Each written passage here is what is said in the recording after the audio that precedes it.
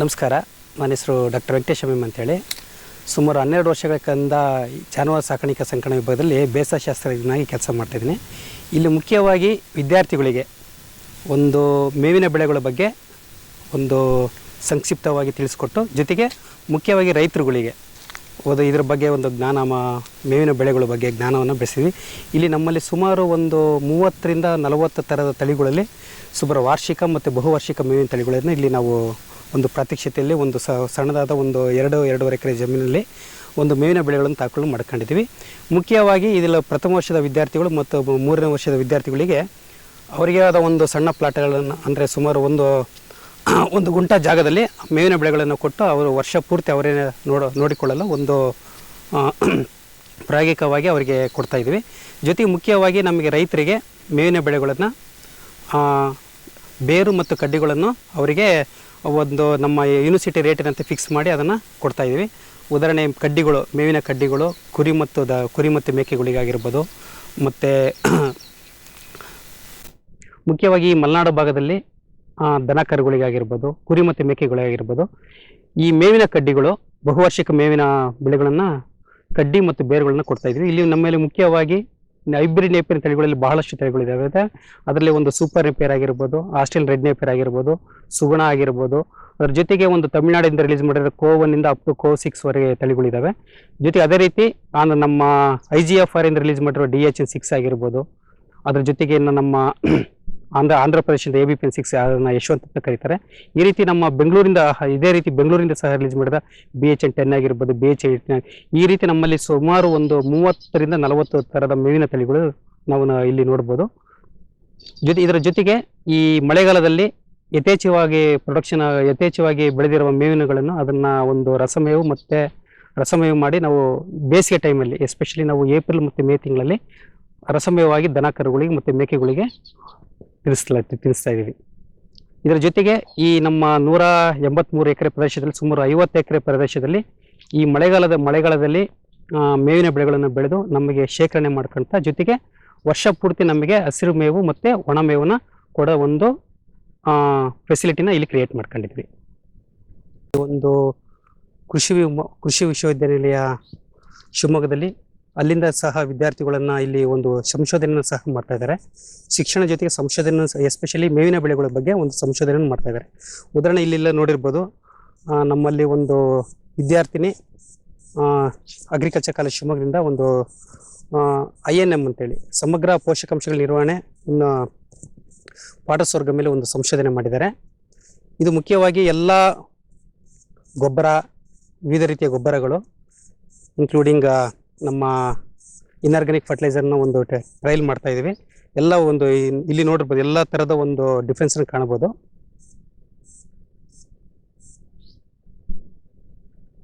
ಸುಮಾರು ಒಂದು 2 ಸಂಶೋಧನೆ ಮತ್ತು ಒಂದು ಅಂತರ ಬೆಳೆಯಾಗಿ ಒಂದು ಸಂಶೋಧನೆ ಕೈಗೊಂಡಿದ್ವಿ. ಜೊತೆಗೆ ಎಲ್ಲಕ್ಕಿಂತ ಮುಖ್ಯವಾಗಿ ಅದರೊಳಗೆ ಡಿಫ್ರೆಂಟ್ ಸ್ಪೇಸಿಂಗ್ ಬಗ್ಗೆ ಒಂದು ಸಹ ಒಂದು ಸಂಶೋಧನೆ ಮಾಡಿರ್ತೀವಿ.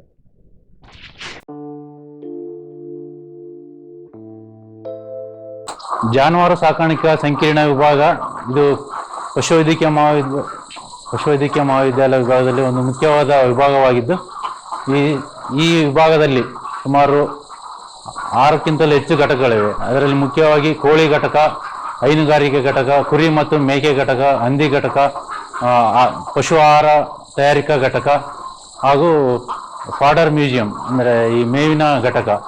ನಾವೀಗ ಪೌಲ್ಟ್ರಿ ಅಥವಾ ಈ ಕೋಳಿ ಸಾಕಾಣಿಕಾ ಘಟಕದಲ್ಲಿದ್ದು, ತಾವೇನು ನೋಡ್ತಾ ಇದ್ದೀರಾ, ಇದು ಮೊಟ್ಟೆ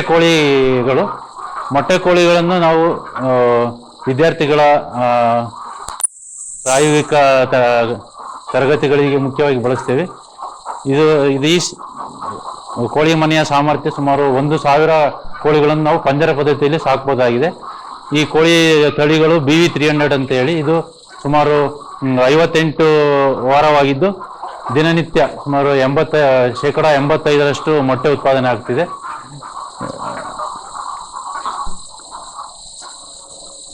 ನಾವು 4 ಕೋಳಿ ಮನೆಗಳಿದ್ದಾವೆ. ಅಂದರೆ ಒಂದು ಮೊಟ್ಟೆ ಕೋಳಿಗಳ ಮನೆ, ಮಾಂಸದ ಕೋಳಿಗಳ ಮನೆ ಮತ್ತು ಈ ಮಾತೃ ಕೋಳಿ ಘಟಕ ಅಂತೇಳಿ ನಮ್ಮಲ್ಲಿ ಗಿರಿರಾಜ ಮತ್ತು ಸ್ವರ್ಣಧಾರ ಮಾತೃ ಕೋಳಿ ಘಟಕಗಳು ಸಹ ಇದ್ದಾವೆ. ಅನಂತರ ಇದ್ರ ಜೊತೆಗೆ ನಾವು ಕೋಳಿ ಮರಿ ಉತ್ಪಾದನಾ ಕೇಂದ್ರ ಅಂದರೆ ಹ್ಯಾಚರಿ ಸಹ ಇದೆ.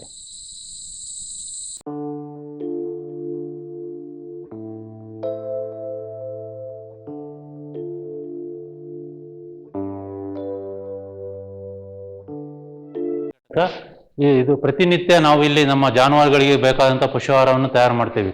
ಮುಖ್ಯವಾಗಿ ಈ ಡೈರಿ ಹಸುಗಳಿಗೆ ಬೇಕಾದಂಥ ಆಹಾರ, ಕೋಳಿಗೆ ಆಹಾರ, ಹಂದಿ ಆಹಾರ, ಕುರಿ ಮತ್ತು ಮೇಕೆಗಳಿಗೆ ಬೇಕಾಗಿರುವಂಥ ಆಹಾರವನ್ನು ಇಲ್ಲೇ ತಯಾರಿಸ್ತೇವೆ.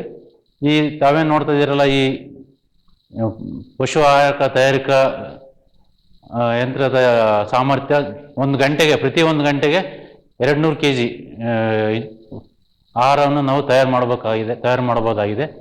ಅನಂತರ ನಾವು ಸಾಮಾನ್ಯವಾಗಿ ಇಲ್ಲಿ ಮೆಕ್ಕೆಜೋಳ, ಅನಂತರ ಸೋಯಾಬೀನ್ ಮೀಲ್, ಶೇಂಗಾ ಹಿಂಡಿ, ಸೂರ್ಯಕಾಂತಿ ಹಿಂಡಿ, ಸಾಸಿವೆ ಹಿಂಡಿ, ಹತ್ತಿಕಾಳು ಹಿಂಡಿ, ಜೊತೆಗೆ ಈ ಲವಣ ಮಿಶ್ರಣ, ಉಪ್ಪು, ಜೀವಸತ್ವ ಇವುಗಳನ್ನೆಲ್ಲ ಬಳಸಿ ಪಶು ಆಹಾರವನ್ನು ತಯಾರು ಮಾಡ್ತಿದ್ದೀವಿ. ನಮ್ಮ ವಿಭಾಗದ ಎಲ್ಲ ಜಾನುವಾರು ಘಟಕಗಳಿಗೆ ಬೇಕಾದಂಥ ಆಹಾರವನ್ನು ನಾವು ಇಲ್ಲೇ ಸಿದ್ಧಪಡಿಸ್ತೇವೆ.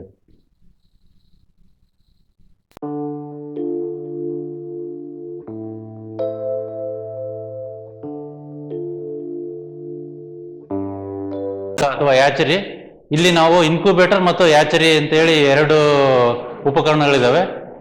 ಇನ್ಕ್ಯುಬೇಟರಲ್ಲಿ ಸುಮಾರು 13,000 ಮೊಟ್ಟೆಗಳನ್ನು ಏಕಕಾಲಕ್ಕೆ ಇಟ್ಟು 18 ದಿನ ಇಲ್ಲಿ ಈ ಇನ್ಕ್ಯುಬೇಟರಲ್ಲಿ ನಾವು ಮೊಟ್ಟೆಗಳನ್ನು ಇಡ್ತೀವಿ. ಅದಾದ ನಂತರ 18ನೇ ದಿನ ಹ್ಯಾಚರ್ ಅಂತ ಹೇಳಿದೆ, ಅದಕ್ಕೆ 3 ದಿನ ವರ್ಗಾವಣೆ ಮಾಡ್ತೀವಿ. ನಾವು ಇಲ್ಲಿ ನಮ್ಮ ಜಿಲ್ಲೆಯ ಅಥವಾ ಹೊರಗಡೆ ಜಿಲ್ಲೆಯ ಎಲ್ಲ ರೈತರುಗಳಿಗೂ 1 ದಿನದ ಸ್ವರ್ಣಧಾರ ಕೋಳಿ ಮರಿ, ಗಿರಿರಾಜ ಕೋಳಿ ಮರಿ ಮತ್ತು ನಾಟಿ ಕೋಳಿಗಳನ್ನು ಸತತವಾಗಿ ಅವರಿಗೆ ಸರಬರಾಜು ಮಾಡ್ತಾ ಇದ್ದೀವಿ. ಕೊಡಬೇಕಾಗುತ್ತೆ. ಇದರಲ್ಲಿ 18 ದಿನ ಇನ್ಕ್ಯುಬೇಟರಲ್ಲಿ ಮತ್ತು ಹ್ಯಾಚರಿಯಲ್ಲಿ ಕೊನೆಯ 3 ದಿನ. ಅದಾದ ನಂತರ 1 ದಿನದ ಮರಿಗಳನ್ನು ನಾವು ರೈತರಿಗೆ ನಿರಂತರವಾಗಿ ಸರಬರಾಜು ಮಾಡ್ತೇವೆ. 1 ದಿನದ ಮರಿಗಳು ಮುಖ್ಯವಾಗಿ ಗಿರಿರಾಜ, ಸ್ವರ್ಣಧಾರ ಮತ್ತು ಈ ನಾಟಿ ಕೋಳಿ ಮರಿಗಳನ್ನು ರೈತರಿಗೆ ಸರಬರಾಜು ಮಾಡ್ತಾ ಇದ್ದೀವಿ.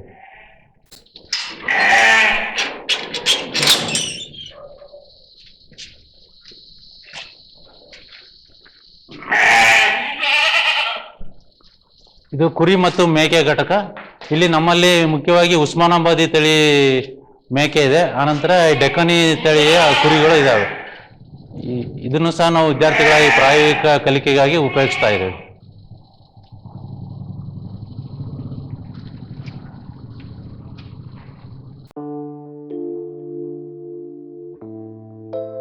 ಇದು ಸಾಮಾನ್ಯವಾಗಿ ಮಾಂಸದ ಕೋಳಿ ಸಾಕಾಣಿಕೆಗೋಸ್ಕರ ಈ ಶೆಡ್ ಅನ್ನು ನಾವು ನಿರ್ಮಾಣ ಮಾಡಿದ್ದೇವೆ.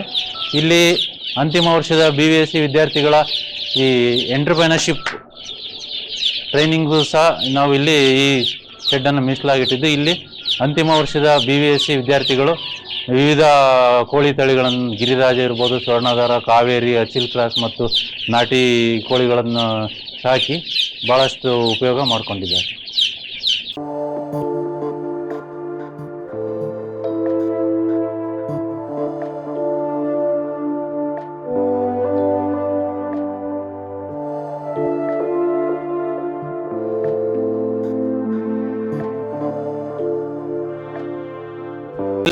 ನಾವು ಎರಡು ಭಾಗ ನೋಡ್ಬೋದು. ಒಂದು ಮುಖಾಮುಖಿ ಪದ್ಧತಿ ಅಥವಾ ತಲ ಪದ್ಧತಿ, ಆನಂತರ ಬಾಲದಿಂದ ಬಲ ಪದ್ಧತಿ. ಈ ಎರಡು ಪದ್ಧತಿಯಲ್ಲಿ ಸೇರಿ ಒಟ್ಟು ಸುಮಾರು 56 ಜಾನುವಾರುಗಳನ್ನು ನಾವು ಇಲ್ಲಿ ವಸತಿ ಮಾಡಬಹುದಾಗಿದೆ. ನಮ್ಮಲ್ಲಿ ಮುಖ್ಯವಾಗಿ ದೇವಣಿ ತಳಿ ಇದೆ, ಆನಂತರ HF ಜೆರ್ಸಿ ಮಿಶ್ರ ತಳಿಗಳು, ಹಳ್ಳಿಕಾರ್, ಮತ್ತೆ ಈ ಸುರ್ತಿ ಅಪ್ಗ್ರೇಡೆಡ್ ಎಮ್ಮೆಗಳನ್ನು ನಾವು ಸಾಕಾಣಿಕೆ ಮಾಡ್ತಿದ್ದೇವೆ. ಅನಂತರ ದಿನಂಪ್ರತಿ ಸುಮಾರು ಒಂದು 60 ರಿಂದ 70 ಲೀಟರ್ ಅಷ್ಟು ಹಾಲನ್ನು ಉತ್ಪಾದನೆ ಮಾಡ್ತಿದ್ದು, ಹಾಲು ಹಿಂಡ್ಲಿಕ್ಕೆ ನಾವು ಈ ಮಿಷಿನ್ ಮಿಲ್ಕಿಂಗ್ ಅಂತ ಏನ್ ಹೇಳ್ತಾವಲ್ಲ ಅದನ್ನು ಉಪಯೋಗಿಸ್ತಿದ್ದೇವೆ. ಆನಂತರ ಮೇವನ್ನು ಸಮರ್ಪಕ ಬಳಕೆ ಮಾಡ್ಲಿಕ್ಕೆ ಹಾಗೂ ಮೇವು ಕಟಾವು ಮಾಡ್ಲಿಕ್ಕೆ ಮೇವು ಕತ್ತರಿಸುವ ಯಂತ್ರವನ್ನು ಸಹ ಇಲ್ಲಿ ಬಳಸ್ತಿದ್ದೇವೆ. ಮುಖ್ಯವಾಗಿ ಜಾನುವಾರುಗಳಿಗೆ, ಒಂದು ವಯಸ್ಕ ಜಾನುವಾರುಗಳಿಗೆ ಪ್ರತಿದಿನ 15 ರಿಂದ 20 ಕೆಜಿ ಹಸಿರು ಮೇವು, 5 ಕಿಲೋ ಒಣ ಮೇವು ಮತ್ತು ಹಾಲಿನ ಇಳುವರಿಗೆ ಅನುಕೂಲವಾಗಿ ಸರಾಸರಿ ತಕ್ಕಂತೆ ಪಶು ಆಹಾರವನ್ನು ನಾವು ದಿನಂಪ್ರತಿ ನೀಡ್ತಾ ಇದ್ದೇವೆ.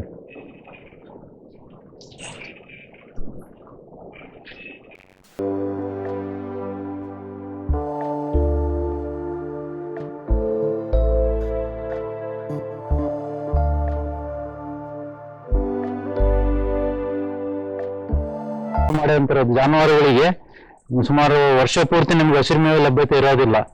ಅಂತ ಸಂದರ್ಭದಲ್ಲಿ ಸಿಗುವಂತ ಈ ಹಸಿರು ಮೇವನ್ನು ರಸಮೇವಾಗಿ ಪರಿವರ್ತನೆ ಮಾಡಿ ಹಸಿರು ಮೇವಿನ ಅಭಾವ ಸಂದರ್ಭದಲ್ಲಿ ನಾವು ಜಾನುವಾರುಗಳಿಗೆ ಕೊಡ್ತಿದ್ದೇವೆ. ತಾವೇನು ನೋಡ್ತಿರಲ್ಲ, ಇದು ರಸಮೇವು ಈ ರೀತಿ ಇದರ ಹಳದಿ ಬಣ್ಣಕ್ಕೆ ತಿರುಗಿರುತ್ತೆ ಮತ್ತು ಇದನ್ನ ಪ್ರತಿ ಜಾನುವಾರಿಗೂ ಸುಮಾರು 3 ರಿಂದ 5 ಕೆಜಿ ವರೆಗೂ ನಾವು ದಿನ ಪ್ರತಿ ಕೊಡ್ತಾ ಇದ್ದೇವೆ.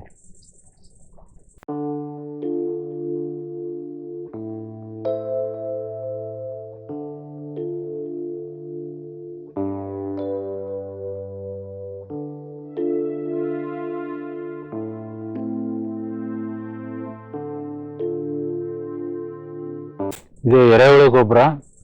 ನಮ್ಮ ಹೈನುಗಾರಿಕೆ ಘಟಕದಲ್ಲಿ ಬರುವಂತಹ ತ್ಯಾಜ್ಯ ವಸ್ತುಗಳನ್ನು, ಸಗಣಿ ಮತ್ತೆ ಉಳಿದಂಥ ಮೇವನ್ನು ಉಪಯೋಗಿಸಿ ನಾವು ಎರೆಹುಳು ಗೊಬ್ಬರವನ್ನು ತಯಾರಿಸ್ತಿದ್ದೇವೆ. ಇದನ್ನು ಈ ಮೇವಿನ ಬೆಳೆಗಳಿಗೆ ನಮ್ಮಲ್ಲೇ ಉಪಯೋಗಿಸ್ಕೊಳ್ತಿದ್ದೇವೆ.